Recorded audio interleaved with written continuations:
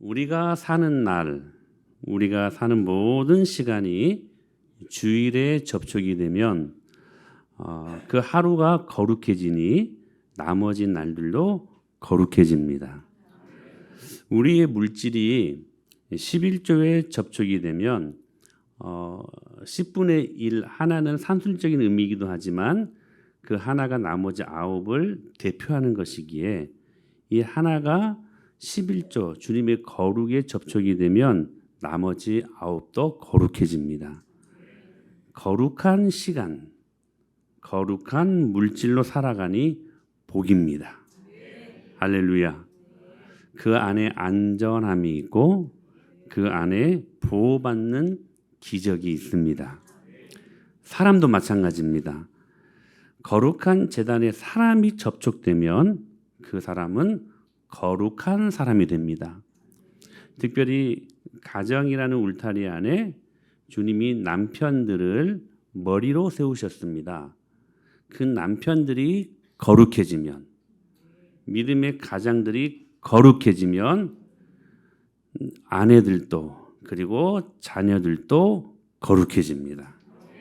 복입니다. 복. 그러니 보호받고 안전한 축복을 경험할 수 있게 되는 것이지요.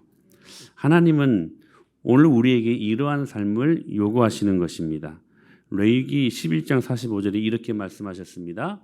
나는 너희의 하나님이 되려고 너희를 애굽 땅에서 인도하여 낸 여호와라. 다 같이 내가 거룩하니 너희도 거룩할지어다. 신약성경 베드로전서 2장 9절에서는 이렇게 말씀하셨습니다. 그러나 너희는 택하신 족속이요 왕 같은 제사장들이여 다 같이 거룩한 나라요 그의 소유가 된 백성이니 이는 너희를 어두운 데서 불러내어 그의 기이한 빛에 들어가게 하신 이의 아름다운 덕을 선포하게 하려 하심이라. 할렐루야. 자, 하나님은 오늘 우리들에게 요구하시는 삶이 뭐냐면 세상에서 좀 웰빙해라. 이름난 삶을 살아라. 너희들이 무엇을 하든지 형통하기를 원한다. 물론 이러한 삶도 주님이 요구하시지만 주님이 제일로 요구하시는 목적된 삶을 우리가 말할 수 있다면 그것은 바로 거룩한 사람입니다. 거룩한 사람. 내가 거룩하니 너희도 거룩하라. 주님의 속성이 거룩입니다. 우리는 그것을 성도라고 부릅니다. 성도. 우리는 모두 하나님 안에서 성도지요, 성도. 오늘 본문 1절에서 이렇게 말씀하십니다.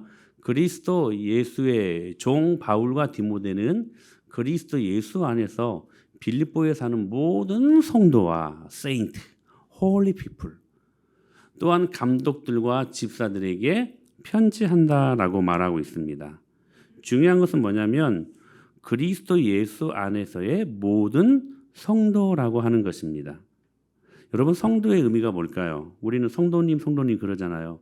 원죄 성도님 하잖아요. 그런데 어느 순간 이 성도라는 이름이 이 교회 안에 이 계급으로 보면 가장 밑에 있는 계급처럼 느껴집니다. 근데 사실 성도라는 이 호칭이 그런 의미가 아니거든요. 모든 호칭들 외에 가장 우위에 있는 호칭입니다. 사실 이 성도의 의미가 뭘까? 가톨릭 배경에서 보면 이 성도라는 개념이 성인의 개념입니다. 성인. 성인은 어떤 사람들을 말합니까? 특별한 성도. 믿음의 도를 위해 엄청난 희생을 한 사람들을 가리켜 우리는 캐톨릭에서 특별히 성인들이라고 하면 성인들. 예를 들면 미국의 도시 이름 중에 샌프란시스코가 있죠. 그 이름은 카톨릭의 성인인 프란시스코의 이름을 딴 겁니다. 앞에 샌, S-A-N, 이게 스페인어인데 이게 세인트라는 말이거든요. 미국에 또 보면 가보지는 않았지만 샌디에이고가 있습니다. 샌디에이고는 15세기 카톨릭의 수도사였습니다. 그 이름에서 유래한 도시들이거든요. 역시 앞에 세인트라는 단어가 붙은 것이죠. 이런 성인들을 얼마나 많이 추대하고 심지어는 경배의 대상까지도 봅니다. 프라하의 비스트 대성당을 가봤는데요. 무서울 정도입니다. 굉장히 웅장한데요.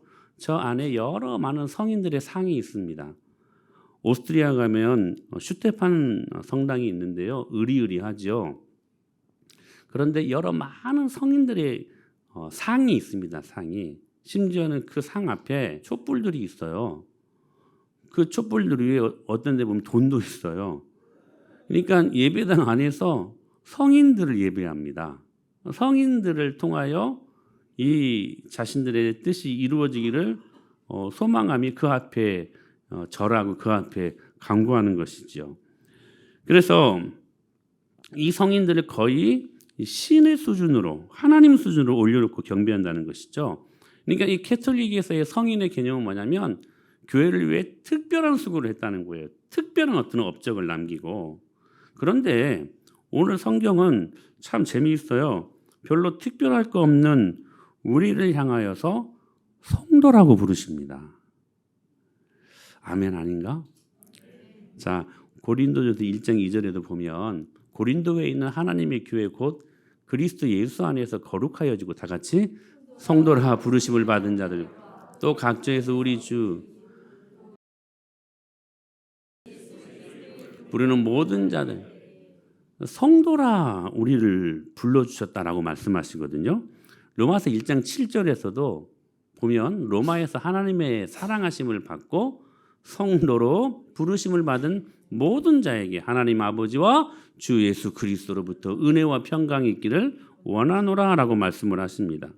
사실 여러분 지금 캐톨릭의 입장에서 그 의미로 보면 뭔가 좀 특별한 게 있어야 이 말을 들을 수 있을 것 같은데 우리들의 모습을 아무리 눈을 씻고 살펴봐도 더럽혀지고 구겨지고 얼룩진 그런 우리의 모습 아닙니까? 그런데 그런 우리들을 향하여서 주님이 아무런 조건 없이 성도라고 저와 여러분들을 부르신다는 사실입니까? 웬 은혜입니까? 웬 축복입니까? 근데 어떻게 이게 가능할까? 도무지 가능할 수 없을 것 같은데 우리가 뭐가 그렇게 거룩하다고 지난 한 주간도 열심히 싸우고 막 치고받고 막 그러지 않았습니까? 열심히 죄짓고 열심히 세상 사랑하고 하나님 없이 그렇게 살다가 이 자리에 혹시 오지는 않았습니까? 그런데 여기에서 바로 카톨릭과 기독교가 나뉜다는 것입니다. 카톨릭의 세인트는 성도, 즉 그들이 뭔가 특별한 일을 해야 얻을 수 있는 칭호인데 그러나 우리는 다시 말하지만 뭔가 특별한 일을 한 게 없어요. 오히려 죄만 짓고 온 우리들의 모습들, 얼룩지고 구겨진 상태의 우리들의 모습들을 향하여서 그러니까 그들이 누릴 수 없는 특별한 게 우리 안에 없다는 사실입니다. 그럼에도 불구하고 저와 여러분들 하나님 뭐라고 부르시면 성도라 부르시고 계신다는 사실이에요. 성도다. 여러분 그럼에도 불구하고 오늘 우리들이 누릴 수 있는 특별한 한 가지가 있습니다. 그게 뭐냐면 예수 그리스도의 절대 은혜라는 사실입니다. 이것을 안다면 제 이름 앞에도 센 한성법, 이게 세다 이게 아니고 아까 그 SAN, 센 이하연, 그 앞에 이 센 거룩하다, 성도라, 성도 한성법, 성도 이조나, 이 이름을 우리가 특별하게 받은 이유는 뭐냐면 우리가 특별해서가 아니라 하나님의 은혜가 특별하기 때문에 받을 수 있었던 이 호칭이라는 것입니다. 순전한 예수님의 십자가의 공로로 주인 되신 예수 그리스도의 종된 자들로 주님 뜻에 따라 쓰시기에 따로 떼어놓은 존재. 그래서 오늘 본문처럼 우리는 그리스도 예수 안에서의 성도라고 말씀하시는 것입니다. 빌립보서 1장 1절에서 다시 한번 보실까요? 시작. 그리스도 예수의 종 바울과 디모데는 그리스도 예수 빌립보에 사는 모든 성도와 또한 감독들과 집사들에게 편지하는. 자, 성도는 성도인데 캐톨릭처럼 뭔가 특별한 일을 하고 뭔가 엄청난 헌신을 하고 해서 성도가 된 것이 아니라 우리가 성도가 된 이유가 뭐라고요? 그리스도 예수 안에 있었기 때문에. 그리스도 예수의 절대적인 은혜 때문에 그 예수님의 은혜 안에서 저와 여러분들이 특별한 하나님의 성도가 되었다는 사실입니다. 그러니까 집사, 권사, 장로, 그리고 목사 이런 호칭보다 가장 영광스러운 호칭은 성도라고 하는 호칭인 것이죠.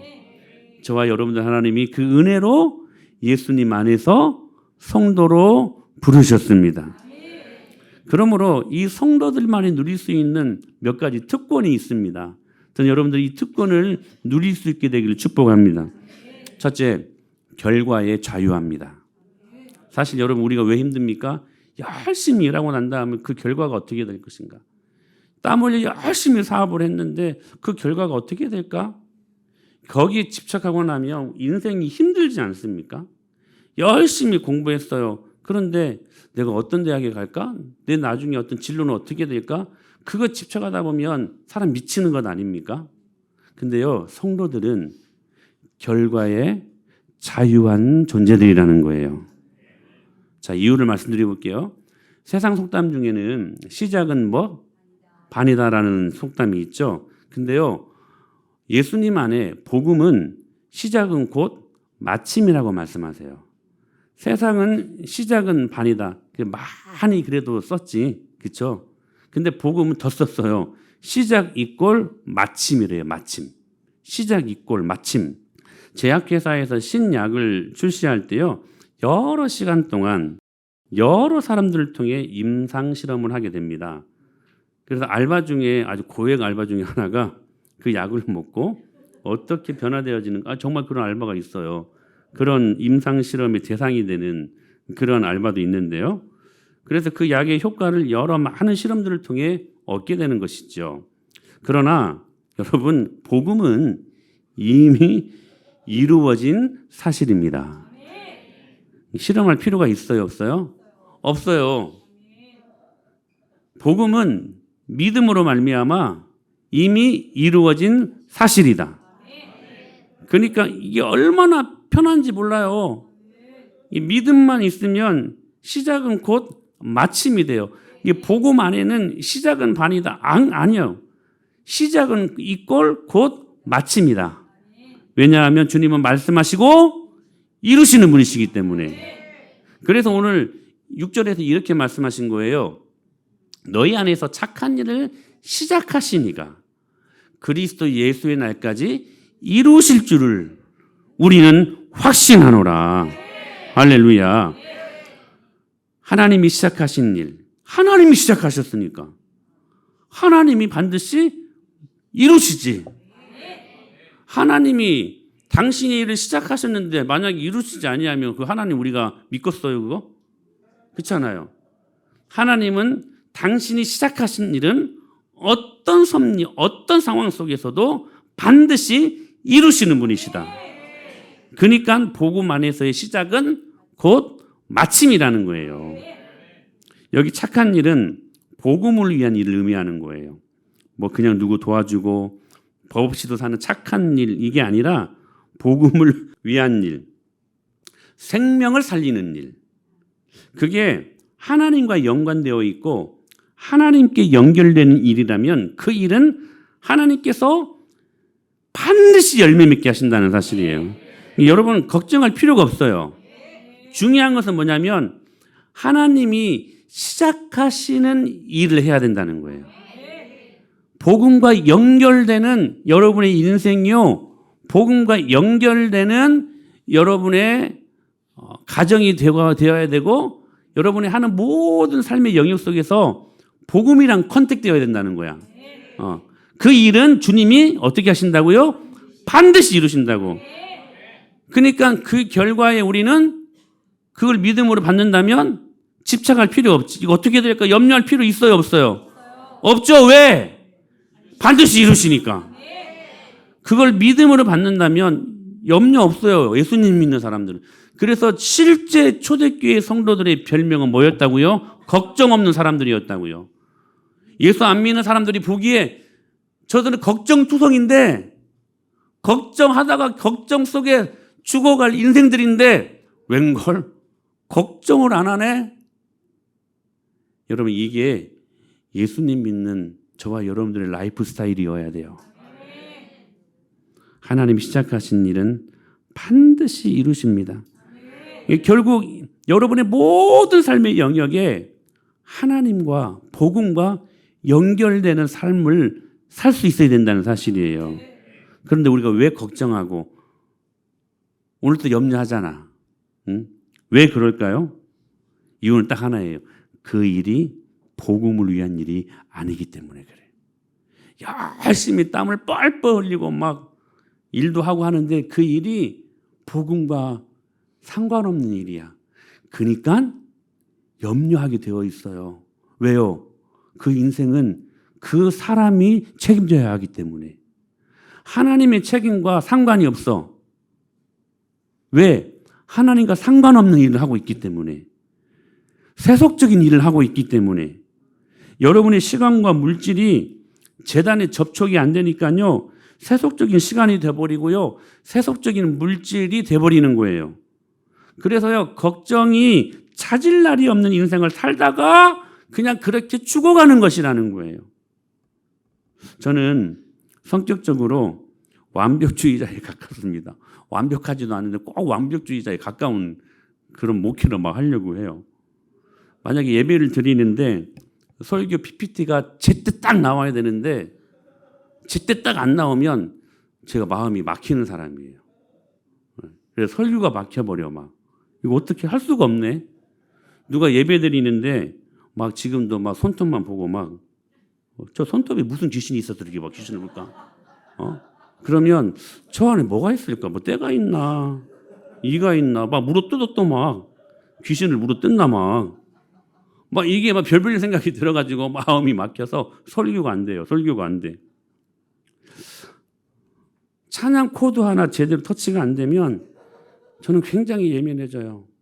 여러분들은 모르시겠지만 오늘 처음 시작할 때에도 약간 문제가 좀 있었어요. 그러면요, 왜 저럴까? 이런 마음이 들어서요. 근데요, 이런 사람들은 성과에 따라서 감정의 기복이 롤러코스터를 탑니다.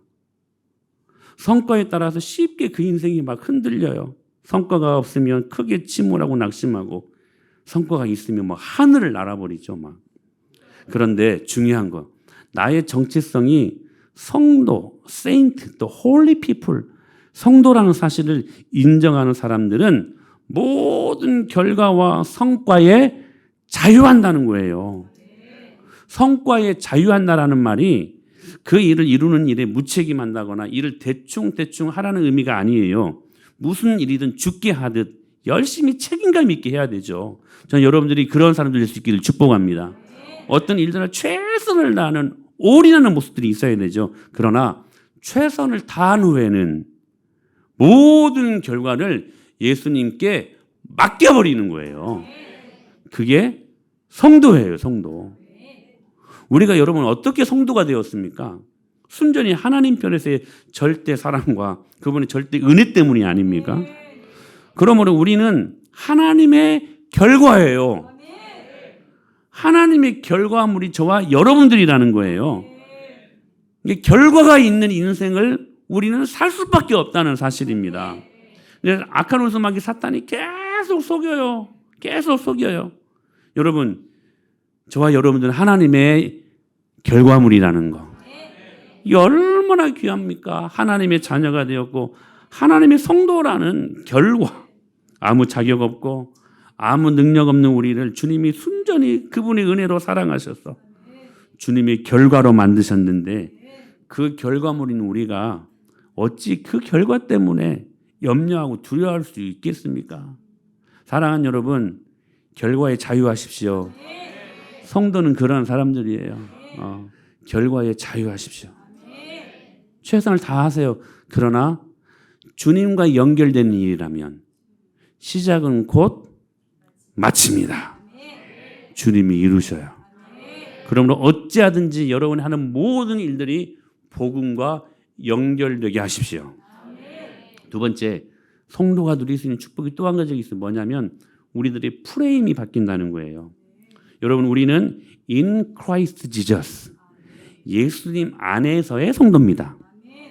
개톨릭이 의미하는 것처럼 특별한 어떤 헌신, 특별한 수고를 했기 때문에 성도가 성인이 된 것이 아니라 예수님의 특별한 은혜 때문에, 예수님의 특별한 은혜 안에 있기 때문에 저와 여러분들이 성도라고 그 순전한 주님의 은혜로 부름받게 되었다는 사실입니다. 그러므로 우리는 예수님께 속한 자로 예수님 안에서 생각하고 예수님 안에서 말하고 여러분 예수님 안에서 행동할 수 있어야 돼요. 점검해 보세요.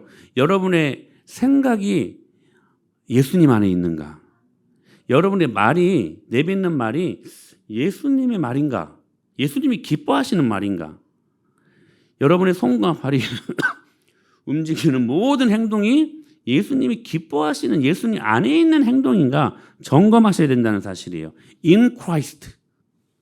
이 프레임 안에 있는 존재들이 성도라는 사실인 것입니다. 그런데요, 고린도전서 15장 22절에 보면 이 세상에 존재하는 모든 라이프 스타일에 딱 두 가지 프레임이 있다는 사실들을 경험하게 돼요. 많은 것 같은데 결과적으로 딱 두 가지예요. 같이 읽을까요? 시작. 아담 안에서 모든 사람이 죽은 것 같이 그리스도 안에서 모든 사람이 딱 두 가지예요. In Adam or in Christ Jesus. 딱 두 프레임이에요. 아담 안에 있는가 아니면 예수님 안에 있는가. 딱 두 가지 프레임이에요. 예수님 안에 속해 있는가 아니면 아담 안에 속해 있는가. 근데 중요한 거예요. 그 결과는 판이에요. 아담에게 속해 있으면 죽어요. 사망이야. 성경은 너무나도 흑백 논리예요. 중간지대 없어요. In Adam 이꼴 죽음이야. 그러나 in Christ 예수님 안에는 모든 사람이 삶을 얻으리라. 살아요. 제가 언젠가 한번 소개해드렸던 예화인데요. 오넬리라고 하는 사람이 아일랜드의 가난한 집에서 태어났습니다. 그런데 운 좋게도 부유한 친척이 미국으로 가는 배표를 마련해 주어가지고 미국으로 가는 배를 타게 되었어요. 그러나 그는 승선권만 받았을 뿐 미국까지 가는 동안에 끼니를 해결할 수 있는 돈을 받지 못했기 때문에 그냥 마냥 좋아만 할 수 없었습니다. 미국에 도착할 때까지 굶어 죽지 않을 방법을 어떻게든 모색해야만 했기 때문입니다. 드디어 출항하던 날 그는 있는 돈 없는 돈 다 털어가지고 이 딱딱한 마른 빵을 삽니다. 그리고 자신의 너덜너덜한 여행 가방 속에 쟁여넣었습니다. 배는 일주일 동안 바다를 항해했는데 그 일주일 동안 오넬리는 끼니 때마다 아무도 모르게 혹시 그거라도 뺏길까 봐 자기 선실로 가서는 가방에서 빵을 조금씩 아주 계획성 있게 몰래 꺼내 먹습니다. 그렇게 허겁지겁 빈약한 식사를 하고 나면 부유한 승객들이 고급 그 배 안에 있는 레스토랑에서 맛있는 음식 먹는 것을 부러운 눈으로 바라보곤 했다는 것이죠. 그렇게 긴 항해도 끝나고 드디어 다음 날인 미국의 뉴욕에 도착할 상황이 되었습니다. 그날 밤도 여느 때처럼 얼마 남지 않은 빵 조각을 입에 털어놓고는 식당 문 앞에 서서 창문으로 맛있는 음식들 뭐가 있었을까요? 갈비도 있었을 것이고 초밥도 있었을 것이고 랍스타도 있었을 것이고 그 음식들을 구경하고 있었는데 어떤 한 남자가 이 오넬리에게 다가오더니 식당에서 함께 저녁 식사를 같이 하지 않겠냐라고 제안을 한 것입니다. 아, 말씀은 고마운데요. 제게는 그만한 돈이 없습니다라고 오넬리가 대답을 합니다. 그때 이 한 신사가 이렇게 말을 합니다. 식사할 돈이 없다고요? 무슨 말인지 모르겠네요. 제가 알기에 선생님 승선권은 미국에 도착할 때까지 하루 3끼를 이 고급 레스토랑의 이 배 식당에서 식사할 수 있는 가격까지 포함되어 있는 걸로 알고 있는데요. 맞아요. 불쌍하게도 이 오넬리는요. 부러운 눈으로 바라보던 음식들을 매일매일 푸짐하게 포만감을 느낄 수 있을 정도로 매일매일 먹을 수 있었음에도 불구하고 딱딱하게 굳은 빵으로 일주일을 버텼던 것입니다. 축복이 그를 위해 예비되었음에도 불구하고 눈앞에서 그 축복을 누리지 못하고 놓쳐버린 거예요. 여러분 뭐예요? 인 아담입니다. 인 아담. 이 말씀 NIV로 보면 in Adam, in Christ라고 나와 있는데 쉬운 성경, 우리 아이들이 보는 쉬운 성경 있잖아요. 그 쉬운 성경 NLT 번역본을 번역한 게 쉬운 성경인데 쉬운 성경 안에는 어떻게 번역되어 있냐면 belong to Adam, belong to Christ. 프레임이 딱 두 가지라는 거예요. in Adam, 아담에게 속해 있는가? in Christ, 예수님께 속해 있는가? 오넬리는 정확히 in Adam, belong to Adam. 아담에 속해 있는 인생을 살고 있는 거예요. 여러분, 세상은 온통 in 아담입니다. belong to 아담입니다. 여러분 어떻습니까? 온 세상이요, 예수님을 얼마나 싫어하는지 몰라요. 이상하게 싫어해요.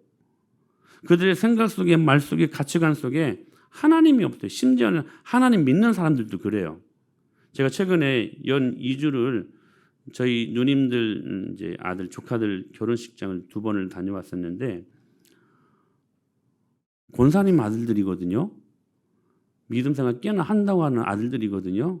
이 결혼식을 보니까요, 하나님이 없어요. 요즘 주례 없는 예식들이 많더라고요. 주례가 없어요.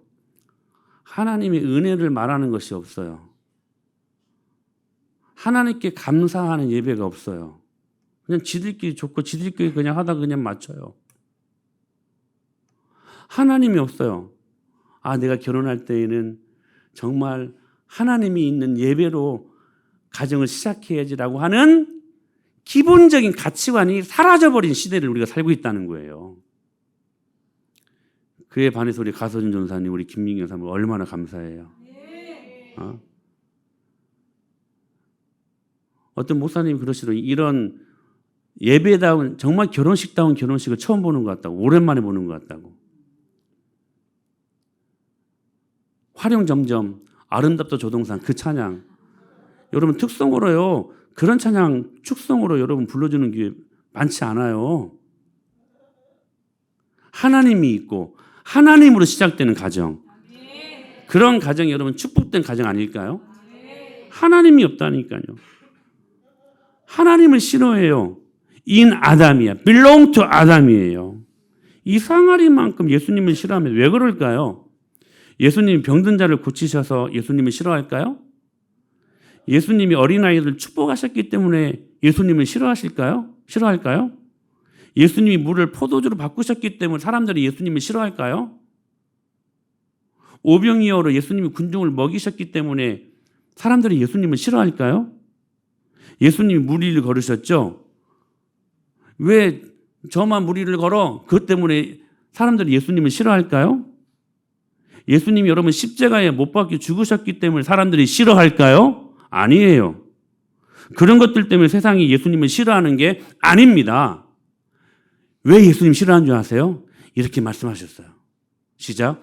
세상이 너희를 미워하지 아니하되 나를 미워하나니 이는 내가 세상의 일들을 악하다고 증언함이라. 이 말씀을 공동 번역으로 제가 다시 한번 읽어드릴게요. 세상이 너희는 미워할 수 없지만 나는 미워하고 있다. 세상이 하는 짓이 악해서 내가 그것을 들추어내기 때문이다. 왜 세상이 예수님을 싫어해요? 왜 예수님 믿는 여러분을 왜 싫어해요?